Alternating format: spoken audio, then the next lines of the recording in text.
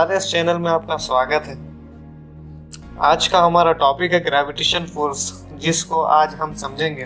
तो शुरू करते हैं। हम अपनी इस वक्त की ज़िंदगी में ये जानकारी रखते हैं कि ज़मीन अपनी तरफ सारी चीज़ों को खींचती है। कोई चीज़ अगर ऊपर की तरफ फेंकी जाए तो वह ग्रेविटी की वजह से नीचे की तरफ आती है, और जब पहाड़ के ऊपर चढ़ते हैं तो हमको थोड़ी मुश्किल होती है, और जब हम पहाड़ पर से नीचे की तरफ आते हैं तो थोड़ी आसानी होती है, क्योंकि ग्रेविटी हमें नीचे की तरफ खींचती है। और जब बादल से बरसते हुए पानी के कतरे ज़मीन की तरफ आते हैं, और इस तरह की बहुत सारी चीज़ें हैं जिससे ग्रेविटी का पता चलता है। हिस्ट्री को देखेंगे तो इटाली के एक मशहूर फिजिसिस्ट गैलीलियो, जो कि 1564 सेंचुरी में पैदा हुए, जिन्होंने ये माना कि हर चीज़ जिसका वज़न होता है, यानी कोई भी ऐसी चीज़ जो वज़न रखती है और इसका वज़न कुछ भी हो, वो ज़मीन की तरफ एक कांस्टेंट रफ्तार के साथ ज़मीन की तरफ आती है। और ये भी कहा जाता है कि इन्होंने यानी गैलीलियो ने इस वक्त लोगों के सामने इसको जाहिर भी किया, यानी इसके एक्सपेरिमेंट्स को करके दिखाया।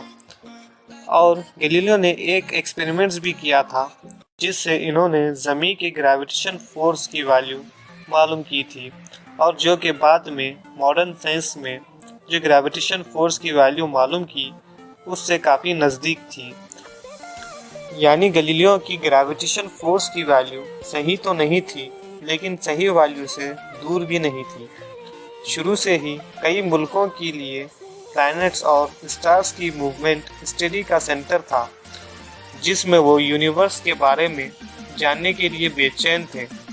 शुरुआती दौर से ही इंसानों ने आसमान में नज़र आने वाले ऐसे तारों को पहचान लिया था जो कि अपनी जगह पर रहते हैं, यानी वो जिस जगह पर हैं उसी जगह पर होते हैं, वो मूवमेंट नहीं करते। इन तारों के अलावा प्लैनेट्स भी स्टडी का एक सेंटर है, जिसके बारे में जितना मालूम किया जाए कम है, जिनके अतराफ स्टार्स कॉन्स्टेंटली घूमते रहते हैं। प्लैनेट्स की मूवमेंट के लिए सबसे पुराना मॉडल टोलोमी ने आज से लगभग 2000 साल पहले दिया था, जिसको जियोसेंट्रिक मॉडल कहा गया था, जिसके मुताबिक तमाम यूनिवर्सल थिंग्स इर्द यानी ज़मीन के चक्कर लगाते हैं, और इसके मुताबिक स्पेस में जो भी है वो सिर्फ सर्किल की मूवमेंट कर सकता है, यानी वो सिर्फ ज़मीन के गोल चक्कर लगाता है और दूसरी कोई भी मूवमेंट नहीं करते। प्लैनेट्स की मूवमेंट को बताने के लिए बहुत सारी क्रिटिकल थ्योरी बताए गए हैं। एक में कहा गया कि प्लैनेट्स एक सर्किल में मूवमेंट करते हैं, और प्लैनेट्स जिस सर्किल में घूमते हैं वो सर्किल दूसरे बड़े सर्किल में घूमते हैं। और भारत के स्पेस रिसर्चर्स ने भी 400 साल के बाद ऐसी ही थ्योरीज पेश की। इन सब के आर्यभट्टा ने 5th सेंचुरी में एक बेहतरीन मॉडल बताया, जिसके मुताबिक सूरज को सेंटर माना गया, जिसमें तमाम प्लैनेट्स सूरज के गिर्द में मूवमेंट करते हैं, यानी सूरज के चक्कर लगाते हैं। आर्यभट्टा के इस मॉडल को हेलियोसेंट्रिक मॉडल के नाम दिया गया। इसके 1000 साल के बाद इंग्लैंड के एक मोंक ने बताया कि सूरज अपनी जगह पर ही रहता है, यानी उसकी खुद की कोई मूवमेंट नहीं होती। तमाम प्लैनेट्स सूरज के अतराफ में घूमते रहते हैं, और ये प्लैनेट्स जिस सर्किल में घूमते हैं उनका सेंटर सूरज होता है। निकोलस की इस थ्योरी को रिजेक्ट कर दिया गया। निकोलस की इस थ्योरी में मानने वालों में एक बड़ा नाम गैलीलियो का भी था। गैलीलियो को इस थ्योरी को मानने और निकोलस को सपोर्ट करने के जुर्म में उस वक्त की गवर्नमेंट ने गैलीलियो पर कार्रवाई की।